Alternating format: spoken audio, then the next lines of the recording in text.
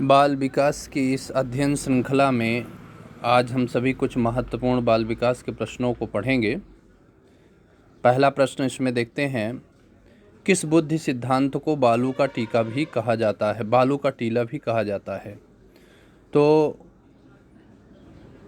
इसमें बुद्धि के बहुकारक सिद्धांत को बालू का टीला भी कहा जाता है। महत्वपूर्ण प्रश्न है, बुद्धि के किस सिद्धांत को बालू का टीला भी कहा जाता है। तो बहुकारक सिद्धांत, बुद्धि का बहुकारक सिद्धांत को बालू का टीला भी कहा जाता है। प्रतिदर्श बुद्धि यानी सैम्पलिंग इंटेलिजेंस का सिद्धांत किसका है। तो प्रतिदर्श बुद्धि जो है वो थॉमसन की है। बुद्धि की सैम्पलिंग प्रतिदर्श बुद्धि कहलाती है। यह सिद्धांत थॉमसन का है। आइए देखते हैं।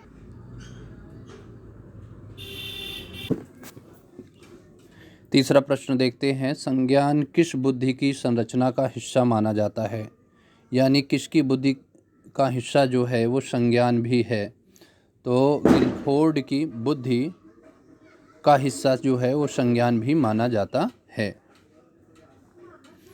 गिलफोर्ड की बुद्धि का हिस्सा जो है वो संज्ञान भी माना जाता है।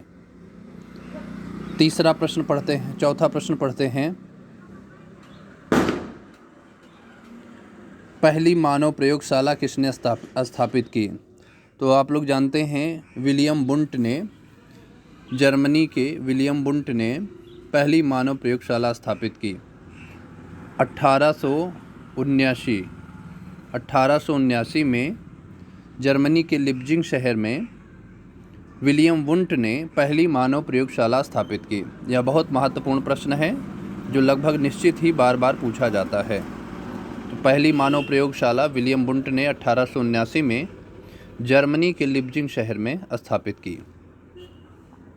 आइए अगला प्रश्न देखते हैं, IQ बराबर MA/CA/100 का सूत्र किसने दिया है। यानी बुद्धिलब्धि का सूत्र, बुद्धिलब्धि ज्ञात करने का सूत्र मानसिक आयु बटे शारीरिक आयु गुणे 100 का यह फार्मूला किसने दिया है।